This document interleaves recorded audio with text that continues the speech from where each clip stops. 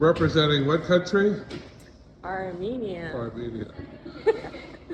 How hard were these to do?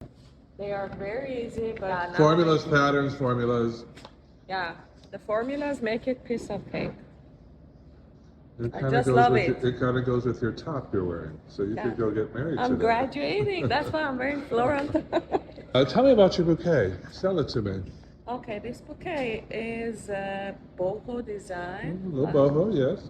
Yeah, we have the roses, which is most like our center of the design, and I have this Trailing Lysianthus. Yeah, That's a new one. We have Lysianthus. just used it today. to give it a little bit of easy, Yeah, it's light, airy, fun. airy, fun bouquet. Yeah, and this is my favorite design.